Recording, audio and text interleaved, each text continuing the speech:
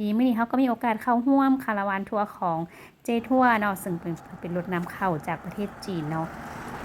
โดยบริษัท Kingstar คาราวานทัวร์ครั้งนี้เนาะเริ่มจากสำนักงานใหญ่ของ Kingstar อยู่ทางพลทันเนาะจุดหมายเฮาก็ไปอยู่เมืองเฟืองเนาะเฮามาแวะถ่ายรูปอยู่จุดขึ้นทางด่วน แต่ว่า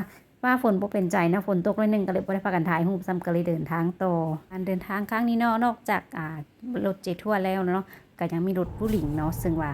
เป็นในเครือเดียวของบริษัท Kingstar ซึ่งก็ขึ้นทางด่วนเนาะแต่ว่าก็บ่ขับไว้หลายเนาะแต่ว่าเส้นทางที่ไปฮอดเมืองเฟืองเนาะโอ้ยงามหลายดอกน่าประทับใจเนี่ยมันเข้าพักโรงแรมดาวเหนือเนาะเป็นโรงแรมระดับ4ดาวเนาะมีสระว่ายน้ำงามวิวเพิ่นก็งามเด้อ Kingstar เนาะเพิ่นได้จัดที่พักให้เนาะพร้อมทั้งอาหาร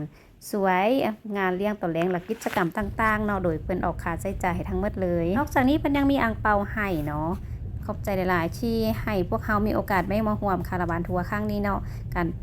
คาราวานทัวร์ครั้งนี้ม่วนหลายเนาะแล้วก็ประทับใจหลายหลังจากตื่นเช้ามาเนาะก็สิ้นสุดกิจกรรมของคาราวานทัวร์ละแต่ละคนก็สามารถไปท่องเที่ยวตามอัธยาศัยของไผของเราได้เนาะขอบใจหลายๆที่รับชมคลิปวิดีโอของมีโฮมฟาร์ม